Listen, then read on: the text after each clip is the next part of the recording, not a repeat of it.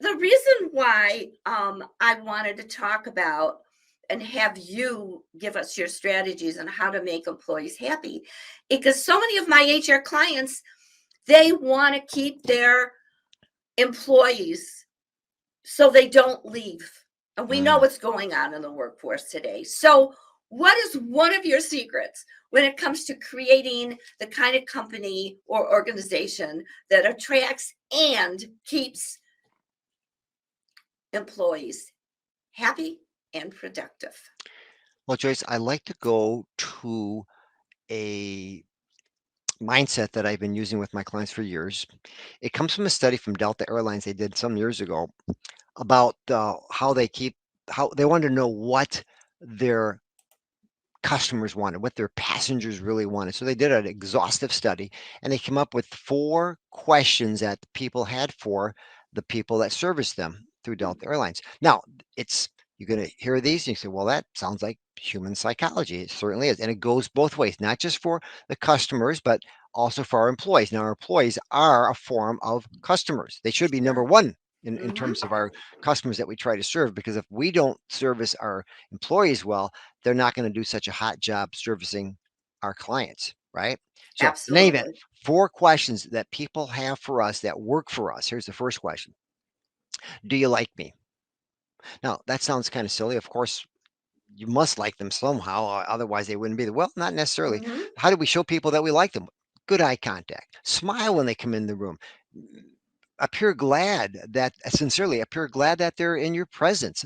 This is just a subtle way of proving to people on a regular basis that, you know what, I do like you. They're not going to ask these questions, but they want to know Right. the answers. Second question they have for us: Wait, before you get to the second, because this is yes. so basic, Hmm. and some of the viewers may say, of course. Well, let me tell you, at the beginning of my career, Tom, Hmm. one of the basic things that people in the audience said is, all I want is a good morning from my boss. See. And I'm not exaggerating. All I want is a good morning. So that is almost like a form of, hey, are you happy I'm here? Okay, Hmm. go to number two. Absolutely. Well, I just one last thing they add to that, and using person's name and the name they prefer to be called by. Maybe it's a nickname, maybe it's a first name, maybe it's not a last name. Right? I worked for a company years back in one of my earlier careers where the guy was always calling me by my last name. I said to him one day, I really appreciate if you call me by my first name. So he did, to his credit. But then again, don't assume these things. Yes, So, I love it. second question they have for us: do you care about me? Now, how do we show people that we care about them? Well, simple. Take some time with them. Ask questions. When they come into your presence, move away from your keyboard. Stop trying to multitask. Look at the person and ask questions that allow that person to feel comfortable about who they are. What about their home life? How's family doing? How are their outside hobbies coming along? Just take a real genuine interest in them. Show them that you really care. You don't have to come up with a loan program for your employees. Doesn't hurt. Sometimes your employees need a little extra financial help. Hmm. The company can help them out in that way. But the idea is to show and demonstrate sincerely that you care about the people that work for you. And it's not just like you said, the financial situation. It's like care. How is your child who was in the Mm, hospital? hmm. Just real basic questions that will make them feel included. Love this. And number Hmm. three. Number 3 is, so the first one was, do you like me? Do you care about me? Uh, do you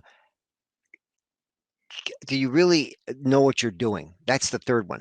Do you, as a professional, do you know what you're doing? Do you practice Hmm. your ability to be a professional? Do you attend conferences? Do you belong to an association? Do you read the latest publications that are in your field? This is a demonstration of, do you really know what you're doing? So that's the third question. Now, let me ask you this question. How often do we ask our employees to go take a training program of some kind, right?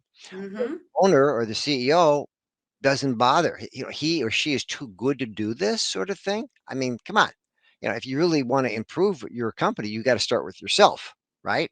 So that's critical, I think, in any situation, to model the behavior you want your employees or your team to follow. And To add to this, and these three are great. I can't wait to hear number four, is that many times I'm hearing Hmm. clients say that I really want to continuously grow. Hmm. And these trainings that you're talking about, how about finding out, leaders, which classes, which training, which online face-to-face programs do your employees want?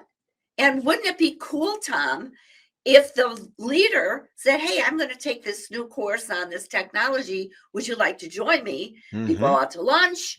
I mean, I'm just taking your idea and just throwing out some ideas that I'm Yes. thinking right Yes. now. But these are great. Joyce, and you're right on track with that. So, how often do you take your employees out to lunch, one at a time, or have a cup of coffee with them, sit down with them, and just let them know that you really are interested in them?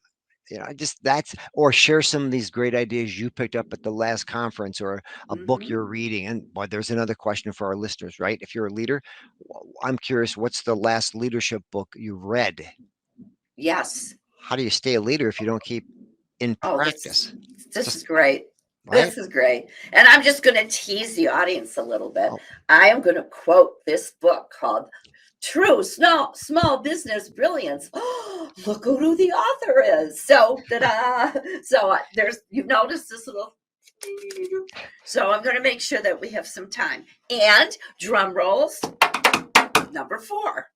so maybe the most important, can I trust you?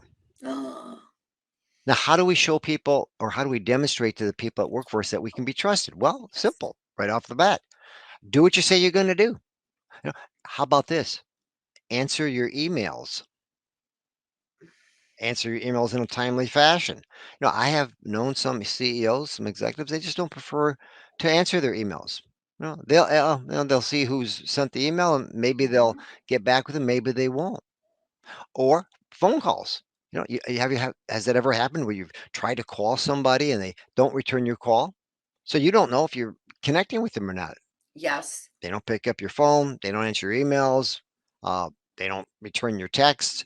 So the question is, can I be trusted? So if you do what you say you're going to do, sometimes that comes down to discussions. When we have a discussion with our our leader and talking about some great ideas you've come up with and how you'd like to see them implemented in the organization.